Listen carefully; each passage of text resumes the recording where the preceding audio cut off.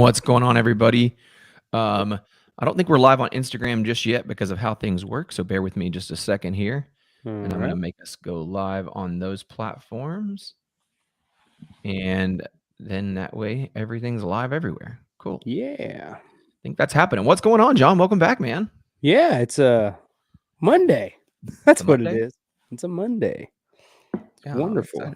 excited about this, man. I know we've So been recording all morning already, so it feels like a second day to me. right? Yeah, it's like another new Monday. Like a new day. Yeah. So this is our first time ever going live on Instagram. So Oh. Instagrammers, what up?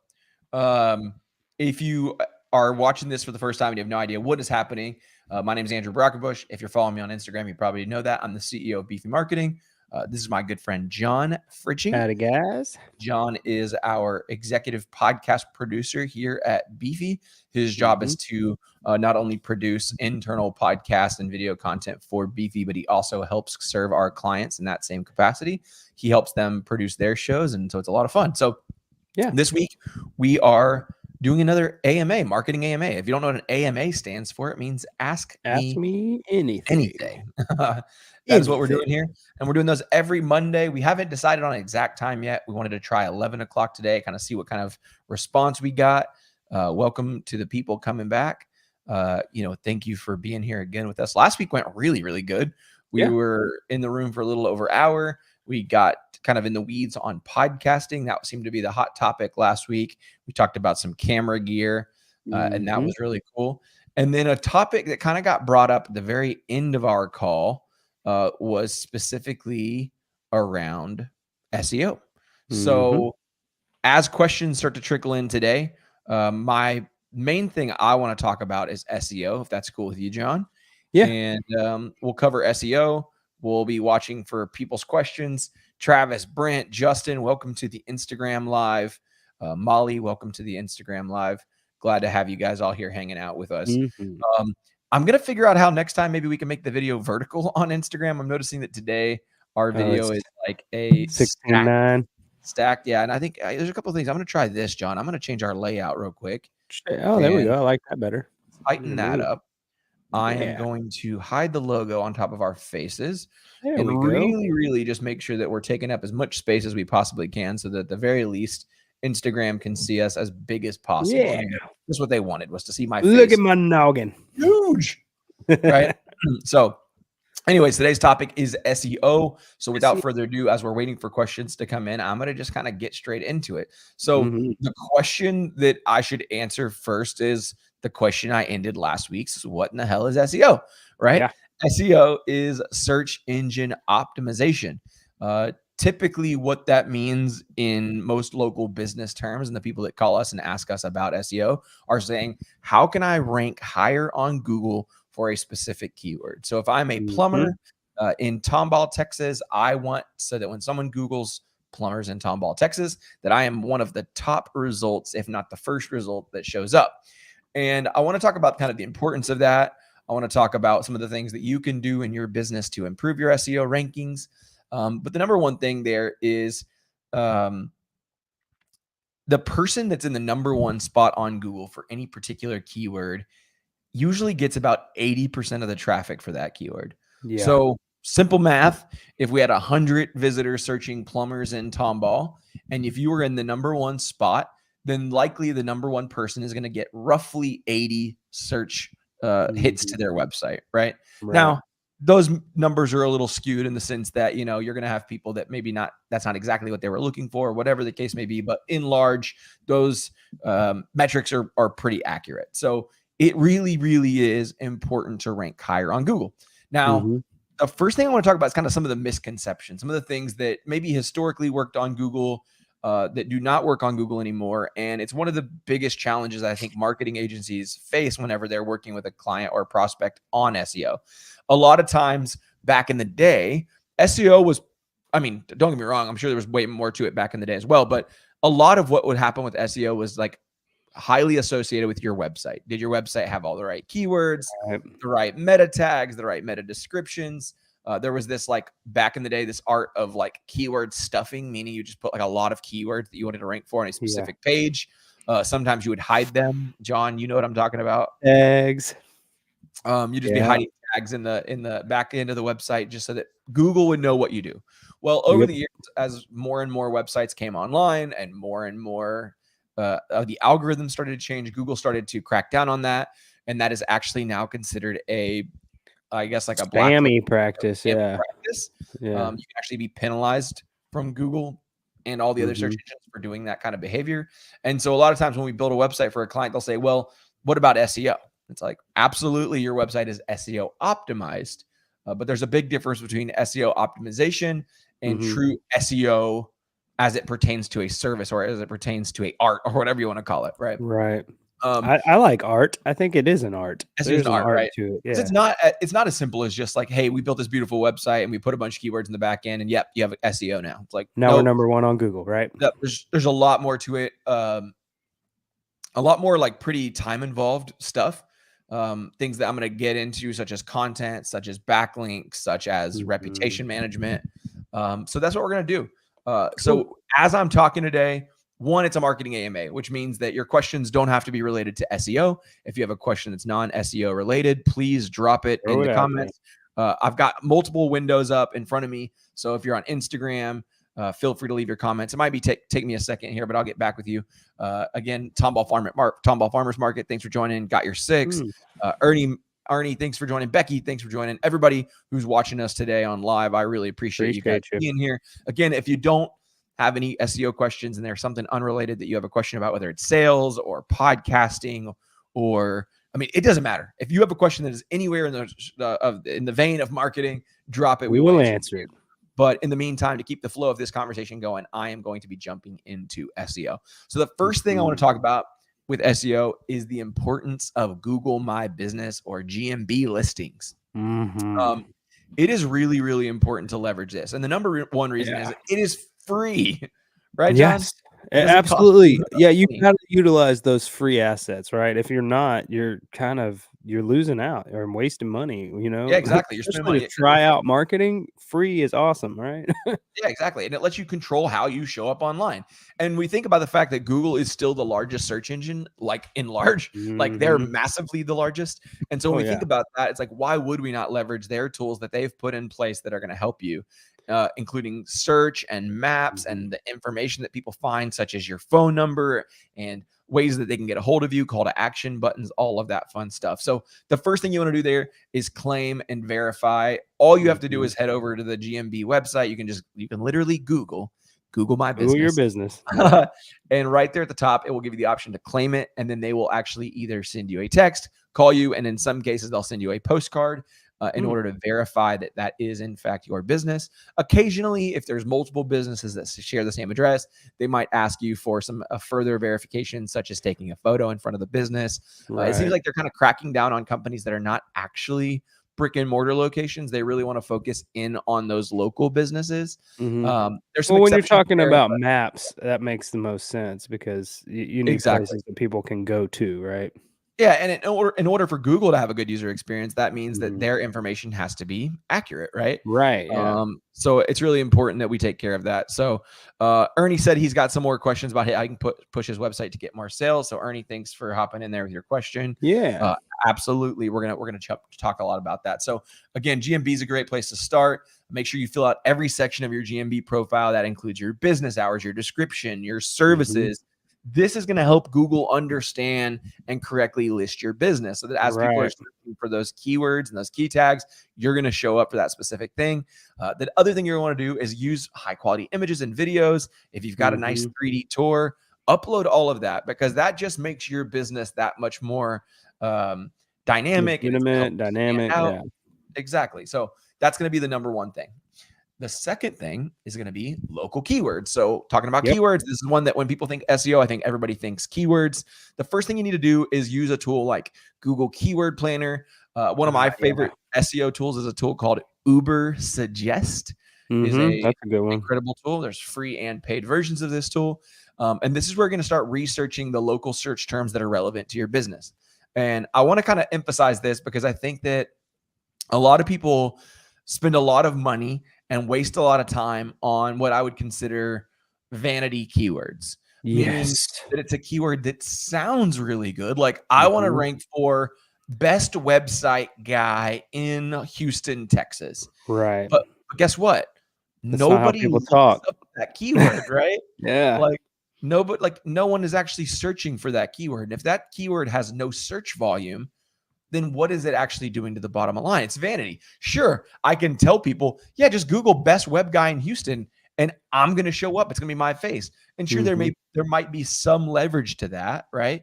But in reality, it is vanity. It is not as valuable as a keyword where thousands of people are actually searching it per month, because the reality is the reason you're doing SEO in the first place is you want more traffic to your website, right? That's So it.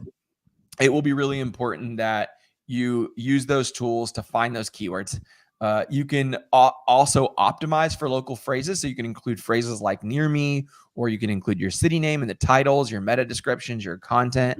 The other thing I would encourage you to do is make sure you're creating local landing pages. If you Oh, have yeah. a business that operates in multiple areas, for example, we have a wealth management firm that we work with that works in Tomball and Kingwood, and he's got a number of other locations. And so it's not a bad idea to create some of those local landing pages specifically for those specific cities. And then that way, when somebody is searching for a wealth advisor in that particular city, it shows up, right? Well, So, yeah. I think that's just part of the overall process too. If you think about it, you always want to speak directly to someone. And so localizing is a easy way to kind of do that, to define your content anyway. oh, exactly. Is exactly right. So definitely check out, again, my favorite is Uber Suggest. Check that tool out. It's really amazing, and it will help you start to figure out what keywords matter. It'll also help you do some keyword audits, and keyword audits, basically what help you do is, what do I already rank for? What keywords do my competitors rank for?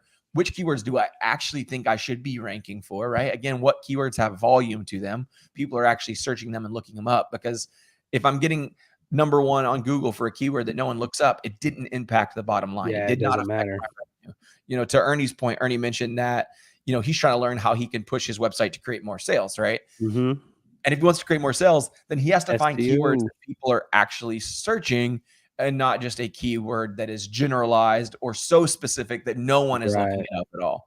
Right. And So that's I going to be think that's why it's called search engine optimization and not search engine targeting or anything, because it's yeah. really optimizing your site so that Google sees what it wants to see to put you out for what you're trying to get found for. That's exactly right. So the next big one, John, is mobile optimization. Oh, Back to this is that huge. optimization word. This is so Yeah. big. Google really started looking at mobile optimization over the last few years as a big SEO contributor, because of the Cool. fact that the majority of search volume, I think it's like 80% or I'm about to more, find it right now. is mobile traffic. If John finds the stat, you can just cut in and interrupt me, John. All But right. I think it's like over 80% of people spend their time looking up websites on their phones. And the reality is, you want to have a website that is responsive. And what does responsive mean? It means the website automatically adjusts to fit the screen size of any device. So a lot of times back in the day, when we would build a website, we would build a dedicated mobile website and we'd build a dedicated desktop website. But great, thankful to updated and modern practices, responsive design allows this automatic fluid Yeah. design across all devices. The one thing to note there, especially if you're thinking about having a website built, or you're in the process of building a website, or whatever the case may be, is that because the websites scale depending on the screen size, I can't promise you, and I don't think any web designer could truly promise you, that a website will be pixel perfect across every screen size. And the reality is, it's because there's infinite screen sizes, right? I Yeah. may be using this giant widescreen 27-inch. I'd imagine that the average user is on a 13 to 15 inch or 13 to 16 inch mobile laptop. Then you've got your Right. iPad, and then you've got your typical phone sizes. So most web design companies try to optimize for those standard sizes. They try to make Yeah. it look as best as possible on iPhone, since that's like one of the largest market shares of mobile devices. They try to make it look really good on a 15-inch or a 13-inch laptop, because those are really popular devices. Same thing with the iPads. So it's important to note that some things are going to look a little off on certain screen sizes, but realize that as they adapt to the different screen sizes, it's going to look better. And the reality is, if you tried to do it for every single pixel, it would take you hundreds of hours and you would still never accommodate every single device size because they're just constantly changing. So that's really important. The other Yeah, big I thing, found some numbers over here real yeah, quick. drop them, John. Okay, so it's basically over 50% for web traffic right now, and this is the one that got me right here, though. Google holds 93.68% of mobile search engine market share, meaning they are the market for search engines. So Yeah, back for to sure. your first point about Google My Business, start there because it's the horse's mouth that you're looking for. Yeah, that's Yeah, great. so it's over half. So is it important? It's more than half of your audience. Yep. And I'm not just telling you guys these things because I think they're important, just like to optimize your website for. These are also everything I'm talking about today is also things that Google has got as a part of their algorithm as it pertains to ranking you higher on Mhm. Google. So they are using all of these things that I'm speaking of as ranking factors, right? The next one, as a part of mobile optimization, is your website speed. Using tools like Google's Page Speed Insights for recommendations.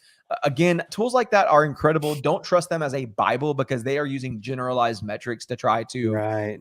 sum up everybody's website as like, is it performing well? Is it performing not? So you can't always look at it and see the score and say, oh, my website must be terrible because the score is, lower than desirable. It's not an A, it might be a B or a C. Mhm.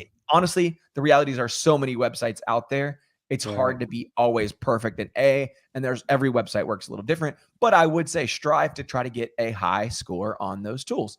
Make sure that Right. your website speed is fast. This helps reduces bounce rates.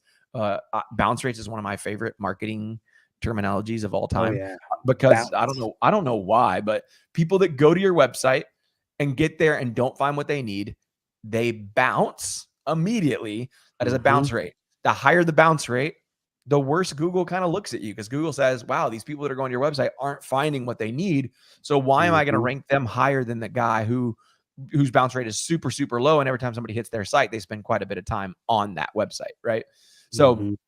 you're going to want to try to keep your bounce rate as low as possible. Keep people on your website as long as possible. And a part of that is having fast loading speeds. And then lastly, a user-friendly navigation. Make sure your website navigation is easy to use on those mobile devices. There's Yes. a variety of factors there. The spacing between each button. Can your thumb, for example, like the average Mhm. thumb size, click one specific navigation item without clicking another one, making sure that there's like an adequate amount of space. And then this is a lot of the times the reason why we tell clients not to have so much up in their navigation is because whenever that starts to translate to mobile, if you've got 100 pages on your desktop version, imagine what that's going to look like on mobile, right? Yeah. So keep it simple, keep it stupid simple, the old phrase, right?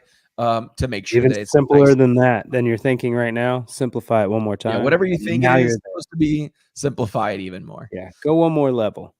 I was watching a show recently, and the guy said, "Explain to me like I'm the dumbest person you've ever met." That's awesome. The next one's going to Yeah. be local link building is number 4. Local link building, aka you've probably heard the word backlinks over the years, Mhm. are when you get a link from another business or another website back to your website. And this is really cool for a number of reasons, but the number one reason is because Google looks at it as a signal of authority, right? Yeah. So if a college, for example, references Beefy Marketing as a link or a link back or a backlink, and references me, and they've got what they call a what is it called, John? Domain authority, DA, Yeah. a high domain authority. When Google says, "Wow, this university has a high domain authority," right? Meaning like they have a lot of great SEO. They're high on the charts. Their website has existed for a long time, and they referenced Beefy Marketing. Mhm. Beefy Marketing must know what they're doing if Yeah. that university or that high domain authority domain pointed back to mine. So it's just a really nice signal of domain authority. It's a signal of whether or not like I am who I say I am and am I trustworthy. Yes. Um, Easy ways to do this is exchange links with non-competing local businesses. So think Yeah. about your local chamber of commerce. Think about Mhm. your existing affiliates or referrals, or maybe your distributors or things like that, where Mhm. you aren't in competition, but maybe they don't mind linking back to you as a resource, and you can link back to them as who your partner is, right? Yep. Obviously, it's going to be a case by case scenario where backlinks make sense. Another great way to get backlinks is to contribute what we call guest blog posts. Mhm. It's where we can actually write a blog post, contribute it to another third party website that we think that our content will offer value to their audience. They get a blog post for free, which to them is really valuable. And in exchange, we get a link back to our website, which to us is really valuable. So backlinks are really good in that way. Another way to get some backlinks is local directories. So again, GMB, Google My Business is another great example of a backlink. And there's a number of others such as Yelp and YP. And there's a ton of directories where you can submit your links or your website to get those backlinks. Yeah. Industry journals as well. Anything for your industry that's a journal, not advertisement, but publication. Yeah, that'll be a great way to get backlinks organically. And I think one of the things to mention here too is it's just legitimizing.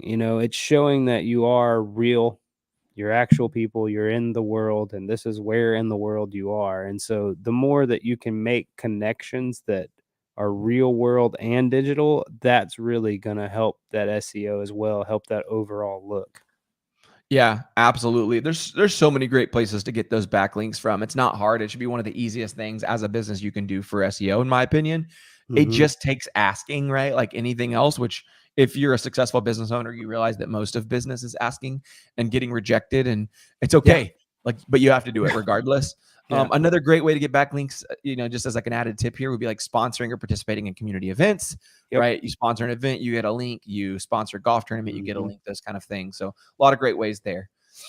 Next one I've got for you guys is customer reviews. This is a really, really big one, right? And this one is like twofold because it's not just SEO. It's also just like, credibility and validation of who you are and what you offer. You have to be encouraging your customers to leave you a review. It's also important to be timely with this. This is where I see a lot of businesses go wrong when it comes to asking for reviews, is that they realize that 2 years into their business, they don't have enough Google reviews on Google. So they send out a mass blast email to all their people. And guess what?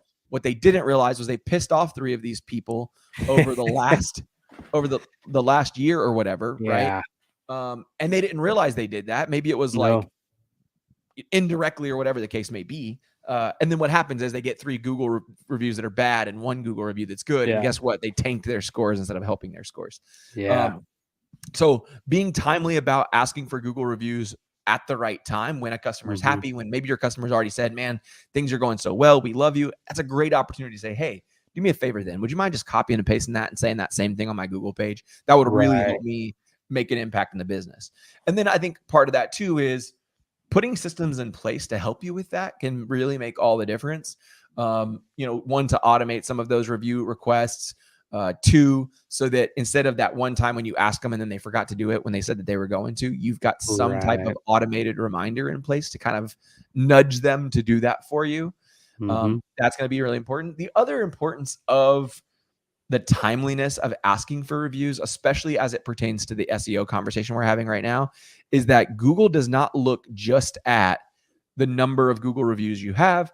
They are looking actually at the frequency in which you've gotten Google reviews. They're looking at, have you engaged and commented with the people that have left you reviews? So again, having a reputation management software in place to respond to those people is always good. If you don't want to spend money on a software, again, GMB, Google My Business offers free tools to do that for you as well. But you should be leveraging those reviews in your marketing materials on your website. But again, all those Google reviews, Google really looks at as a part of your overall SEO score, right? Like, are people saying good things? Did all of them say good things on the exact same day that you solicited for them to leave you good reviews? Or have they consistently been leaving you good reviews every single week as you've delivered, good service? And the only way that you can make sure that you're doing that is by putting automation in place and by making sure that you're asking people for those reviews regularly. So make sure you get at the right times, right? Next one is content marketing, right? Sorry, John, did you have something to add there? Oh, I was going to say, just make sure your funnels, you don't have that. I wouldn't even put that call to action to get that review at a point where they're maybe going into customer support. Maybe after customer support, then we ask for that. But obviously, if they're at customer support, they're having a problem. So let's not ask for a review there, right? Yeah, exactly. And this is where a good reputation management software helps too, because a lot of reputation management software will do kind of a pseudo net promoter score before it ever asks somebody for a review. So instead of saying, hey, Jim Bob, would you leave me a 5-star review on Google? It starts by just asking them the simple question, how was your experience like working with us? And that person creates like an internal review, let's call it, right? From a 1-star to a 10-star, 1-star to a 5-star, whatever our system is. And then what happens is, based on their response to that, triggers the next step. So if their response was like, a 2-star or a 1-star, instead of asking them to leave us a Google review, we're saying, hey, one of our managers or our owner or someone internally is going to be in touch with you to figure out how we can make that experience better next time, right? So we can learn and improve as businesses. And then if they, said they left a 5-star or a 10-star, whatever the high score is going to be, then we say, hey, I'm so glad to hear that you had an amazing experience. We would love it if you would take the opportunity to share this on Google. And again, if you can simplify that for them too, like if they've already written you a review in your own internal system, make it so that it's as simple as just copying and pasting that onto the Google review site, so they don't have to start all over again. Yeah, you can send them back their text in an email that's like, hey, you left this review. It was great. Can you use it and go leave a review somewhere else? You could just send it all, serve up what you want, and they will do it, Yeah, absolutely. I'm going to take a quick second before I move on. There's a few other people that have joined us on this. Sessa, welcome, Ernie, Monica, Kirk, Salt, 365, Grenade Soldier. Let's see. I've got multiple screens up here. People joining us. The Weird Sister Bar, Mo Barcina. Everybody, welcome to the live. If this is your first time joining us, do me a favor. Tell us where you're watching from in the comments. That helps us know that we actually have an audience. We're just not talking to ourselves. Yeah. That's always awkward. And they question that. When you answer yourself that people begin to question you. You can talk to yourself, just don't answer yourself. So, that's when people are like, oh, wait. Let us know where you're calling in from, or I say calling in like you're some radio show people. They're calling in. They're calling in, yeah. Where you're watching from, let us know. This is our weekly marketing AMA, Marketing Ask Me Anything. And each week we kind of bring a different topic, but we ask questions related to anything. So if you're like, what the hell are these guys talking about? I don't care about SEO. SEO doesn't matter to me, even though it should. No problem. Just in the comments, let me know what kind of questions you have. If you have a business, let me just answer that. Who is this conversation for? Who are we talking to? We are a marketing agency. We specifically help companies of all sizes, nonprofit organizations, startup, B2B SaaS, manufacturing. It's kind of all over the place. Our biggest goal, though, is to help you increase your revenue, automate tasks that you hate, get back the time that you want in your life.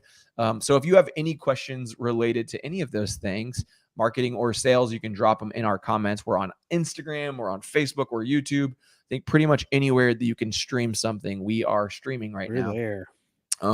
So just let us know what kind of questions you have. In the meantime, I'm going to jump to number 6, which is content marketing for local SEO. This is another big one, man. I tell people all of the time when somebody says, well, we want to do more SEO, but what is it going to take? We don't want to spend any money to do it. Like, what can we do on our own? Content marketing. Yep. Blog posts, videos, social media content that specifically relates to local events or interests are going to help you drive people back to your product, to your services. Because again, if there's two companies, I'm going to use the plumber as an example, because that's been the example I've been using kind of all morning. Yeah. If you're a plumber, right, and you're in Tomball, and there's another plumber B, he's your competitor. Plumber B writes a blog post every single week. Plumber A has not written content on his website in years. Maybe he posted a social media post last month whenever sales were slow, and that's about it, right? The reality here is Google is going to start to look at Plumber B and say, well, these guys are constantly publishing content for the internet. So again, what do I see as Google? I see, oh, wow, Plumber B must be an authority in this topic because they're constantly educating and talking about this thing. So they must be the better one. And then they'd be adding rocket fuel to it if they've got good Google reviews, if they're doing all the things that I've talked about up until right this second, right? So I think that content marketing, we always say content is king, content is king. It truly is in a number of ways. The other thing to realize is that a lot of people want to have these image heavy websites, which I think is nice from an aesthetic standpoint. It depends, Google, right? Google can't read images, right? Not yet. It's probably AI is probably developing. It's getting there, and the reality is that's not totally true. They can. It's just because not there's alt text for images, which is part of good SEO. Exactly. Yeah. But I think that largely content like a 750 word, 1500 word blog post is going to say a lot more than one picture of a product that you sell, right? Right. So it will be really important to generate that blog post content, especially it's a great way to keyword stuff without keyword stuffing, because you're not keyword stuffing. You're Yes. not putting your keyword 100 times. You're actually Instead, you're talking about writing it. 100 blog posts that talk about the thing that you're an expert in, Mhm. right? So that's really important. This is where I'll get on my soapbox and talk about the benefit of podcasting for a second. So if you joined us Do it. last week as our Ask Me Anything really dove deep into podcasting, I personally still believe podcast is like top of the funnel, the king of all of it, with the primary reason being that podcasts can be easily broken up into social content, blogs, Mhm. short form videos for social media. I mean, Reels or yeah. dude, transcriptions. There's a lot that you can get out of a single podcast episode. Yeah. So, 'Cause it's an Taylor, hour of content. If you need much shorter increments of content, like social posts, 37 seconds, 60 seconds tops in most of them, yep, then yeah, you have 1 hour of podcast is plenty of content for you for a month. 100%. Yeah. And I got some comments coming in from people too. I wanted to kind of Oh, just there we drop it go. real quick. Got your six. This is Matt in Houston watching on Hey, Instagram. Matt. What's up, He says, Matt?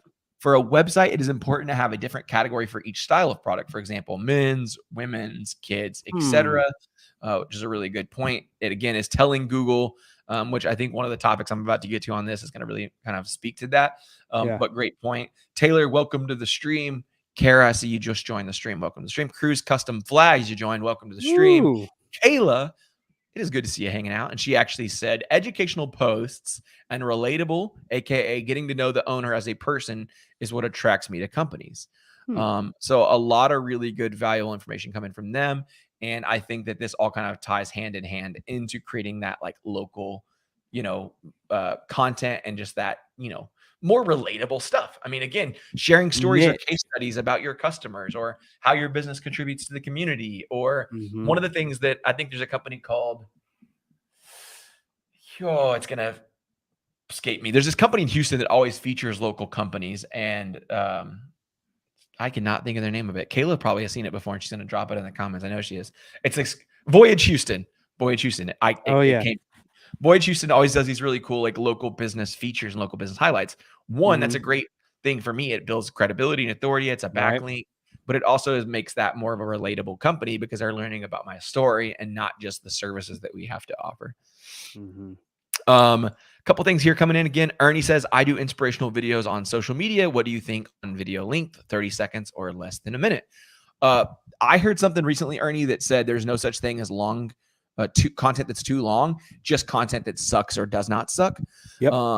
And that really stood out to me, Ernie. So I think that if you feel like what you're saying in 60 seconds is meaningful from second one to to 60 to the 60-second mark, then do it Mhm. 60 seconds. If it takes 10 hours to do it, and obviously that's an exaggeration, but you still feel like there's value in every minute and every hour of that show, then do it. I think the bottom line comes down to, is there enough value in what you have to say? And if you can get Yeah. out what you need to say in 30 seconds, then do it in 30 seconds, right? Mhm. The bigger thing there to note is that we talk about this on our podcast, Business Growth Hacks, is that Yep. time is the most valuable asset people have. And Mhm. so when you're competing for someone's time, you and a million other people are competing for time. I think that you have to make sure that you know that what you said felt like it was worth that exchange of time. Yeah. That's my opinion on that. I always Mm, go with the if you're bored, they're bored rule. If mm. if if you find 2 seconds of it, cut it out. Yeah, It'd exactly. be Ernie, better to have another a 58-second video than 60 seconds of, exactly. Yeah. I mean, Yeah. I'm glad you mentioned that, John, because I think that that was the other thing that, like, the same guy that had mentioned that too long of content thing he had said was like, that's the problem with a lot of the social media scheduling software. And here I am kind of like, I'm dissing my own self On the because soapbox about it, yeah. we're a marketing agency and we use social media scheduling software, but I'm just speaking like more educationally in this conversation, is that Mhm. the reality is when you schedule out social media content, you're creating distance between you and the content. And the problem with that becomes, are you taking a second to make sure that it is actually worth that exchange of time and it is valuable? Mhm. And I think when we have to manually schedule something or manually post something the day we're going to post it, it gives us that next 5-10 seconds that we're like, oh, dang, like, was that actually valuable enough? Like, was Yeah. that worth posting? Whatever the case may be. Yeah. So, And how many um, times have you seen an auto tweet, that was wrong? Have you seen that happen before? yep, There's been some big companies that have had some major releases on things that didn't happen or didn't happen in that time, and that something came out when it shouldn't have, and so that's the other danger of scheduling everything. Something yep. could happen you're not planned for. That's right. I've got a couple other people joining us here. ARB Proof, David. Welcome you Ooh. guys to our streams on Instagram. Again, if you're just now tuning in, we're doing a marketing AMA. If you have marketing or sales questions, drop them in the comments wherever you're watching. Mhm. In the meantime, we are covering SEO today, search engine optimization. So if you have a business and you want to rank higher on Google, you want to get more website traffic so that you can convert more sales, that is where SEO starts. It's organic. It's how we do it without necessarily paying the big guys to compete like Google and Facebook for their ads. SEO Mhm. can be a lot of times organic. So, Ernie, thanks for your comments there. Like your thoughts on video content makes a lot of sense. Thank you. Thank you for hanging out with us, man. I really appreciate you being a part of today's conversation. Yeah, thank you. The next one here is John. Me and you just covered this last week, brother. Ooh. Voice search optimization. Oh, yeah. We talked about this specifically around podcast. Type how people talk. Right? You have to type how people talk. You have to make sure that right now, more than ever, people are starting to use devices like Alexa and Siri Mhm. and Google, all of these different smart devices to ask their questions versus typing their questions. Right. And so you have to be thinking about whether or not the keywords you're ranking for are natural conversational phrases likely to be used in voice searches versus how you Mhm. would type. Like I wouldn't necessarily say out loud, plumbers in Tomball, Texas. I wouldn't search that. I would No. say, where is a plumber that can come help me? Right? Like, Mhm. because it is using local already Yeah. built into the algorithm. So I'm asking more conversationally. So as we think about blog pages and landing pages and other content we can put on our website, it might not be a bad idea to create a couple of blog posts that are literally, where can I find a Just plumber or kinda FAQ overviews, FAQ style. if you will. Yeah. Yeah, absolutely. That was a great little, I guess, transition there. Was FAQ pages are one of the great ways to do that because they answer the most Hmm. common questions in that conversational tone, and Mhm. they most of the time mirror how people speak, right? Right. I think the other thing is going to be to make sure that you're including phrases that voice search users might use to find local businesses, things like Mm. landmarks or neighborhood names. So, Yeah. if I Next to live Four Corners or yeah. exactly, yeah, Yeah. like dinner spots next to Four Corners. If you Yeah. live anywhere but Tomball, you guys are probably saying, What is Four Corners? what is Four Corners, It's right?" like the 5 points, but much smaller. Exactly. So Four Corners is like a little local intersection in Tomball that everybody knows as Four Corners. But use those local landmarks, those local neighborhoods as Mhm. phrases that you use in your own marketing because it actually makes sense. Yeah. Looks like we actually had a question here Ooh, come in what we from got? Kayla, specifically related to social media. Are hashtags on Instagram still a thing? I've seen some people have hashtags, but then have words that people are searching at the bottom. For Mhm. example, it looks like plumber, Houston plumbing.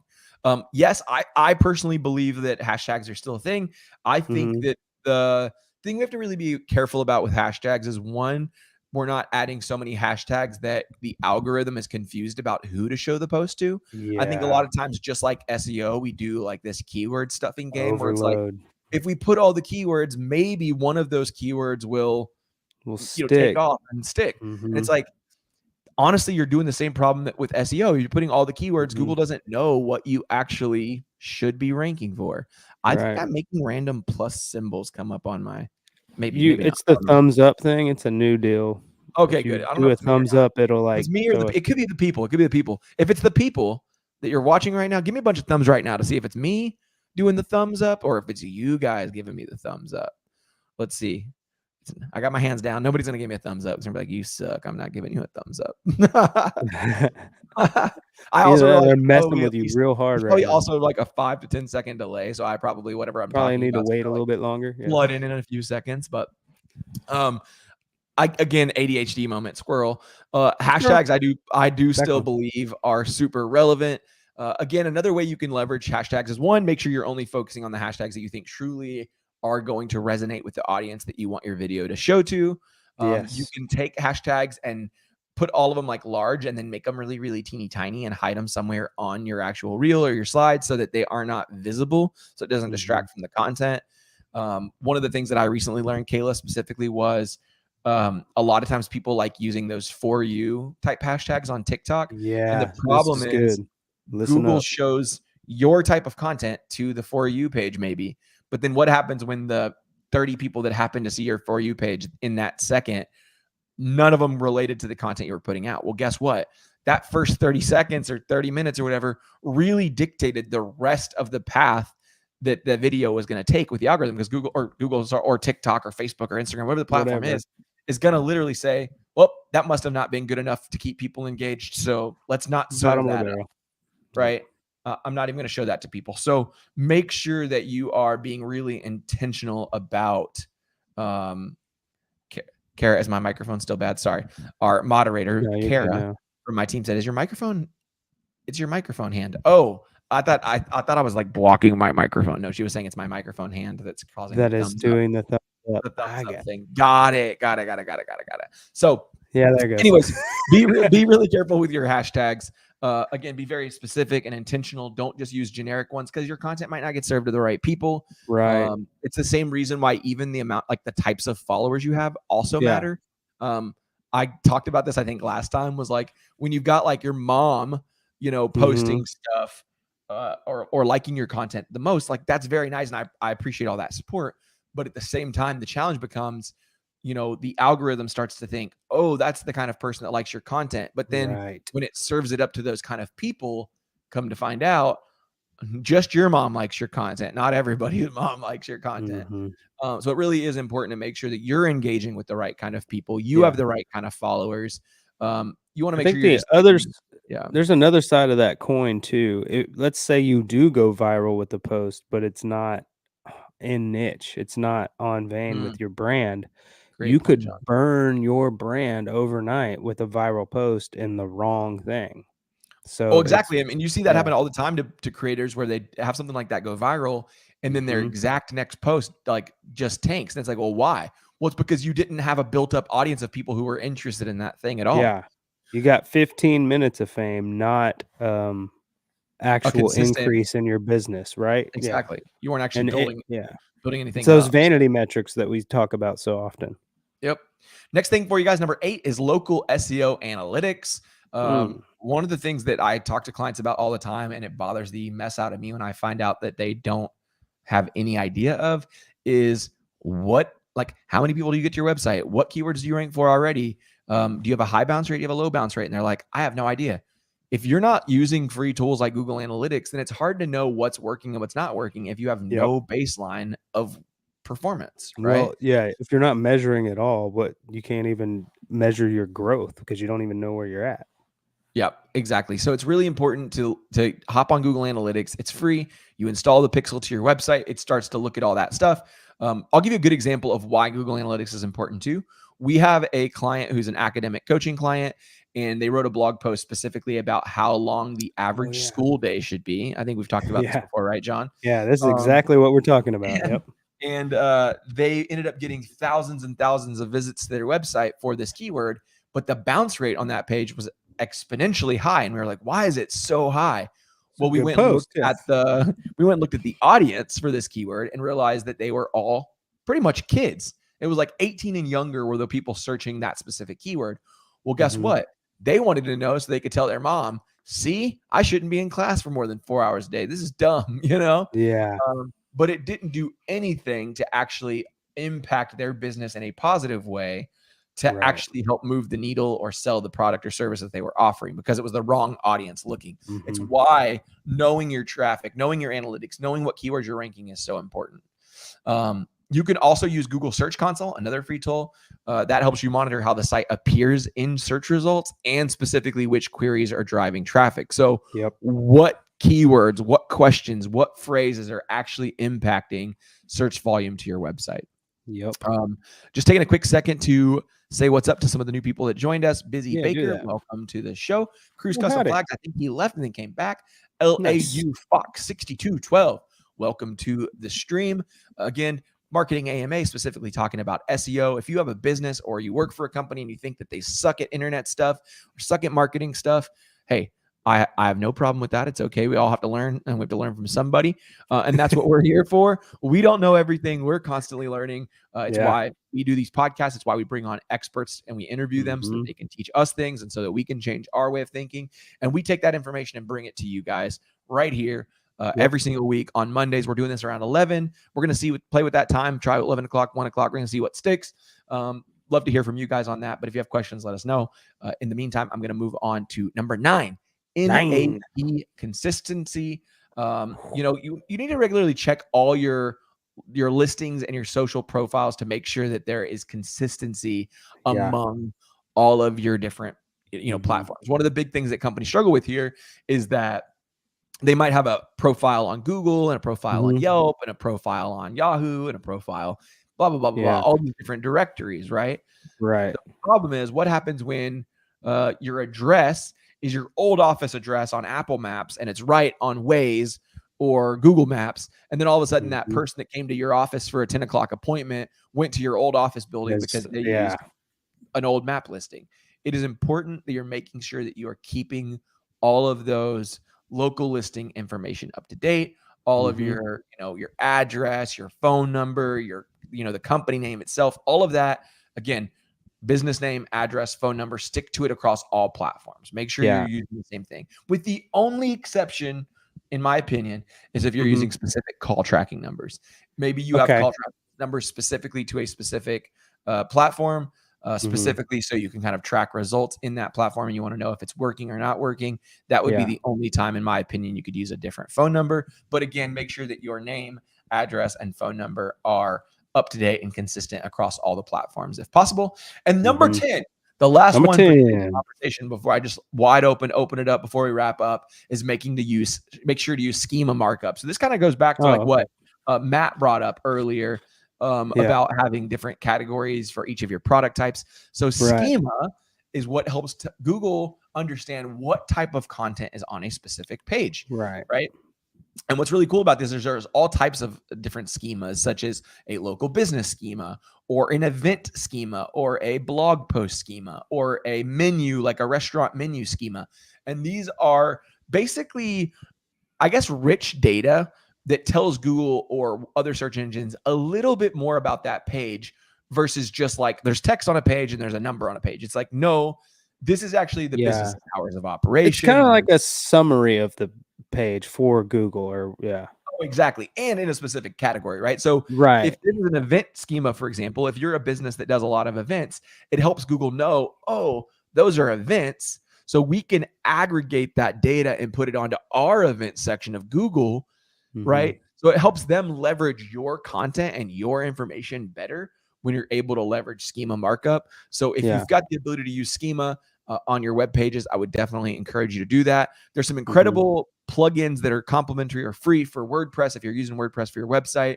I would say that most companies we work with use WordPress.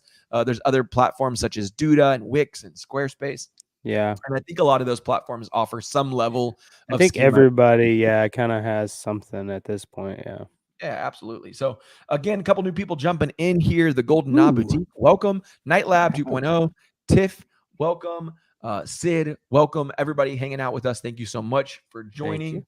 That's pretty much it, John. Like, I just wanted to kind of break down search engine optimization because somebody asked us last week on our live, should I be doing SEO? Should I be learning about it? Is it important? Absolutely. And the reason, if I were to kind of wrap it all up. Let's say wrap up real quick. Can you give me those 10 again for the new people that just joined? Yeah. So going back real quick before I summarize here, the 10 ways that you really should be trying to work on your SEO. Google My Business page, get that. It's free. Claim it, verify it. Focus on those local keywords. Make sure you're using the right keyword tools to pick the right keywords to rank for. Make sure your website is mobile optimized, loads fast. 4, local link building, get some backlinks, things like the chamber or local business directories. Customer reviews, ask for reviews and ask for them regularly. Don't get them all up in front. Don't get them all at once. Get them regularly. The next one is content marketing. So blog posts, podcasts featuring local stories, things that are relevant to local events and interests is always helpful. Make sure that your keywords are voice search optimized, meaning that they are natural conversational phrases likely used on devices like Alexa and Siri. Make sure you've got those local SEO analytics down. You're using Google Analytics and Google Search Console to make sure you know what people are looking you up, how, the phrase, the traffic, all that good stuff to help you know where you're kind of standing. NAP consistency, aka name, address, phone number. Make sure it's up to date and consistent across all those different platforms. And then making sure you're using schema markup to basically tell Google a little bit more about what each of your pages on your website are. So the big thing for me, though, when it comes to SEO is there are two core types of traffic: organic and paid, right? Paid traffic, aka owned versus borrowed. Most paid traffic is borrowed traffic, meaning you are paying Mark Zuckerberg, you're paying the Goog, all those guys to borrow their traffic to drive people to you. Organic traffic, although you could argue could be owned or borrowed, I would say it's somewhere in the middle, right? You have the potential to do some things that are relatively cheap, if not free altogether, to help yourself rank higher on Google by just putting in a little bit of work. Or if you want, leveraging a marketing agency to help you do that and taking all of the things we just talked about and putting them into play. But I do believe that if you want to drive more organic traffic to your website, this is going to help. The other thing to keep in mind when it comes to SEO versus PPC, because a lot of times people are like, well, which one should I do? Should I spend money on SEO? Should I spend money on PPC? If you need instant results, PPC, right? Pay-per-click, it's relatively, I don't want to say instant. Typically, you can get results within the first 60 days. SEO takes typically longer, around 6 months to see the kind of results you're looking for. The value of SEO is that once you achieve the results that you set out to achieve, those results stay intact. They tend to be there forever, right? To some extent, right? As long as you're consistent and all that fun stuff.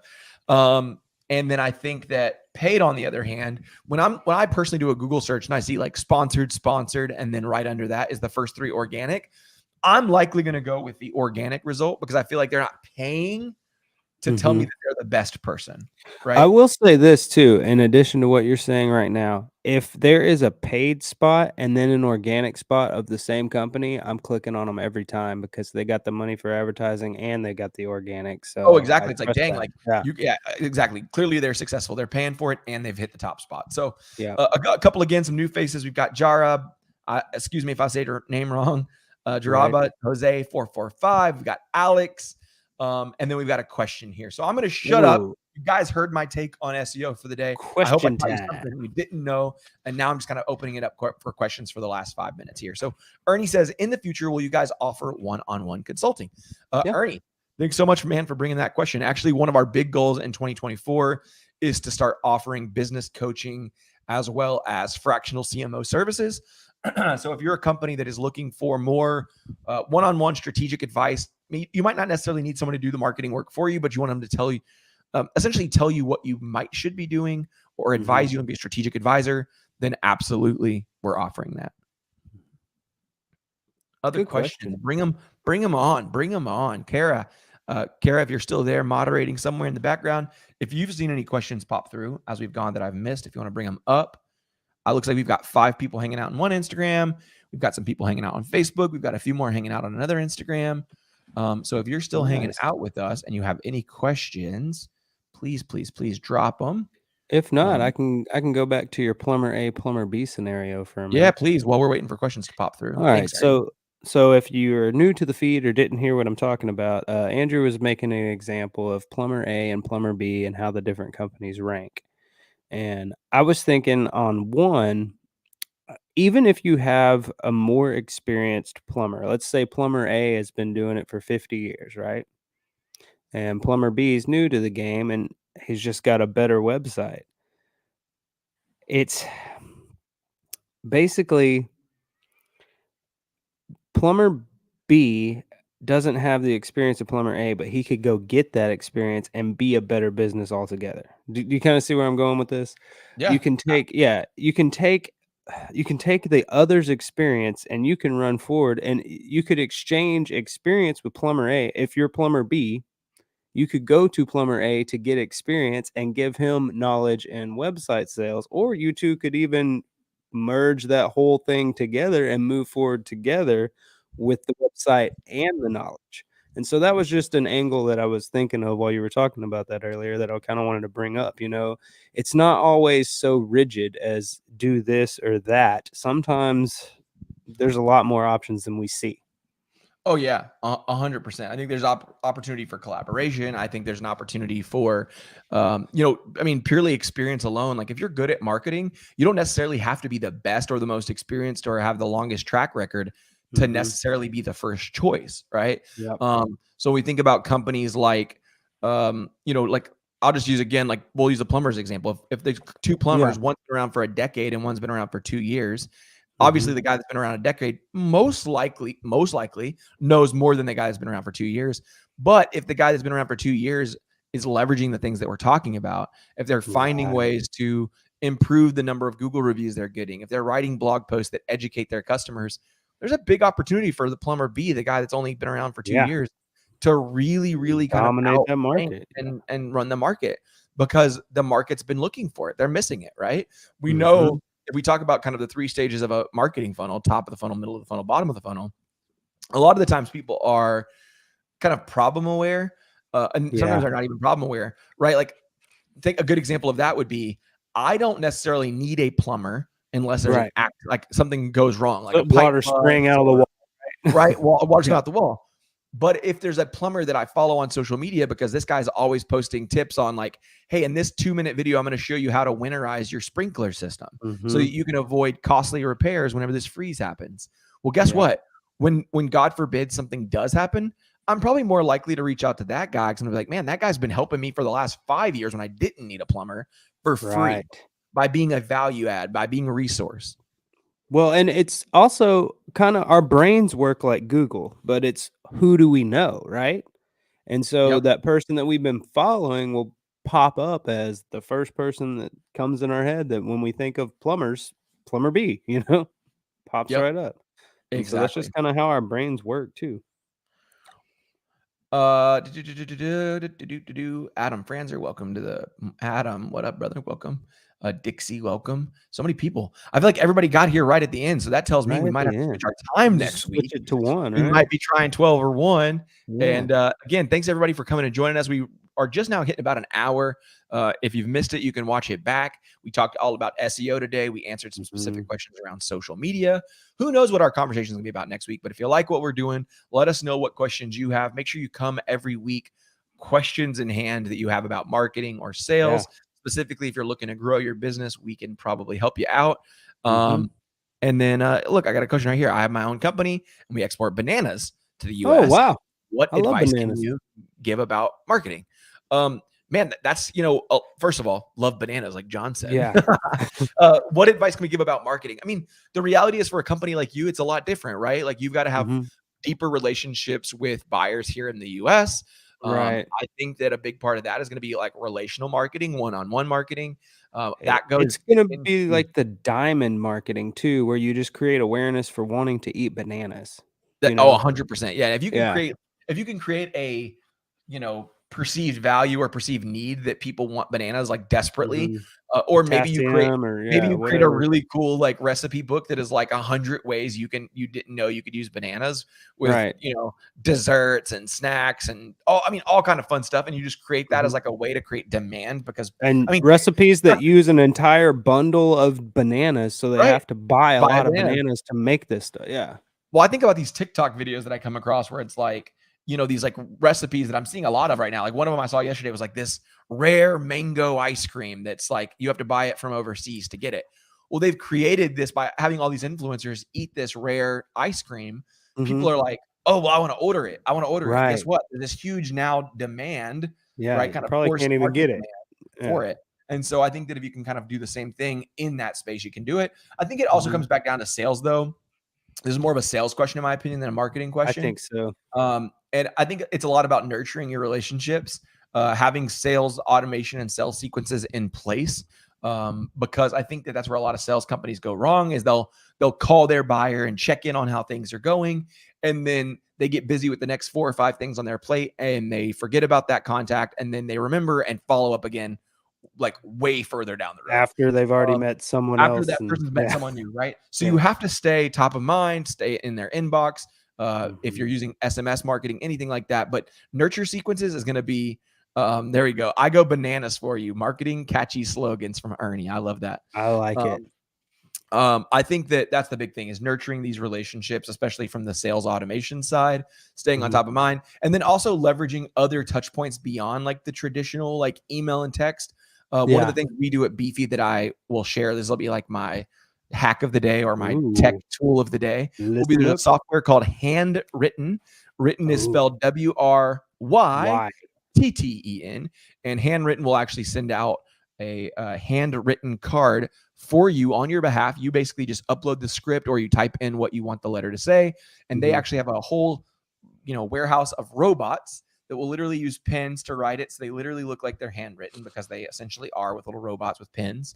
So it feels very personal, feels very authentic. I would highly encourage you guys to do that. And as a part of your sales process, maybe you're actually sending out a cool little personalized card that says something like, I'll go bananas for you. Maybe you put a couple of really funny decal stickers of bananas in it, and you really just create a more personalized, fun relationship. So I know that's like a little general there for you, bud, but I hope that kind of helps you out. Taylor, welcome to the podcast. This is not a podcast. Welcome to the live stream. Thanks for hanging out and joining us for this conversation. I think on this note, I don't see any other questions unless Kara pops up in the next 2 seconds and says we do, but I think I'm going to go ahead and wrap it there. And again, bring your questions next week. If you have questions for us, we love it when you bring them. We'll be here next Monday. Again, not sure on time, 11, 12, 1. If you have a time that you like the best, Instagram, let us know. Comment, whatever, just tell us what time. That way we can know. And if there's specific covered topics you want us to cover, that would be awesome too. All right, John, until next time, man. Until next time.